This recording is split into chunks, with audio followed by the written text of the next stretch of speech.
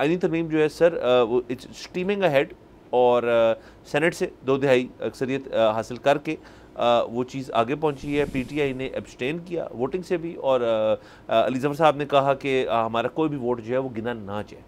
उसके साथ साथ उसकी सर हम आज कोशिश करेंगे उसको ज़रा सारी चीज़ को हम सामने रखें, डिकंस्ट्रक्ट करें।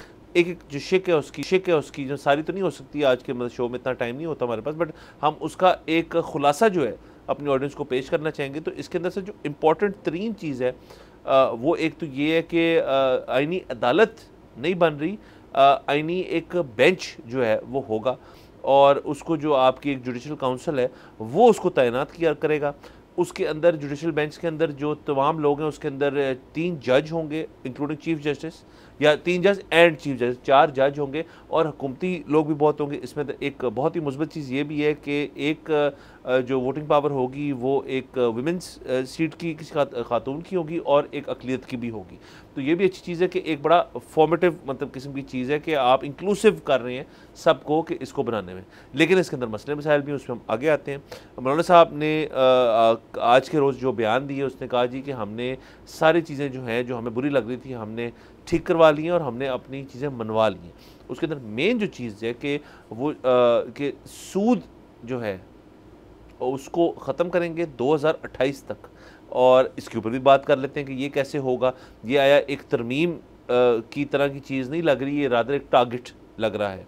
काउंसिल ऑफ इस्लामिक आइडियोलॉजी जो है जो कि एक बेसिकली एक पेपर प्रेजेंट करते हैं साल में कई दफ़ा, लेकिन वो सर्कुलेट होता है पार्लियामेंट में एक एज ए पेपर, तो उसको को पढ़ ले ना पढ़े वो अलग बात है। ये भी इसके अंदर कहा गया कि उसको आप बाकायदगी से फ्लोर किया करेंगे अब नेशनल असम्बली के अंदर और सब लोग उसके ऊपर बहस करेंगे।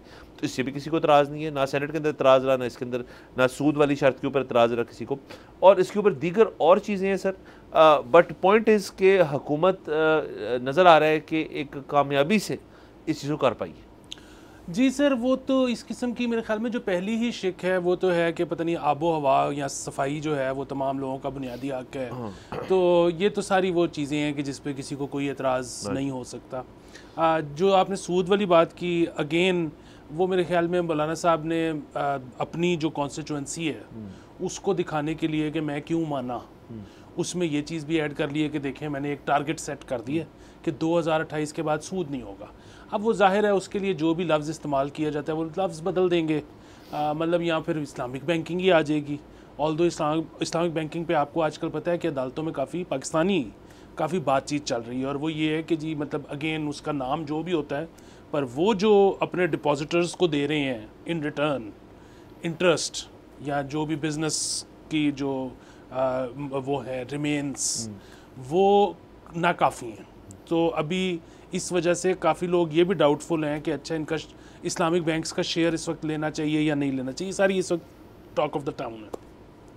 खैर, अब जो जूसी पार्ट है इसका तरमीम का, जिसके लिए ये सारा इतनी हलचल थी जी, और इसको हम थोड़ा सा डिस्कस कर लेते हैं। एंड में हम इसमें यह भी बात करेंगे कि क्यों हुकूमत को इतनी जल्दी थी ये करवाने, या जल्दी को भी छोड़ें क्यों हुकूमत इतनी तेज़ जज्बाती थी कि ये होनी चाहिए, और क्यों पीटीआई ने भी इसको वेल लेफ्ट किया है। हाँ। मतलब उस तरह से आप देखें तो को बहुत ज़्यादा अपोज नहीं किया। सब्सक्राइब करें और बेल दबाएं ताकि कोई खबर रह न जाए।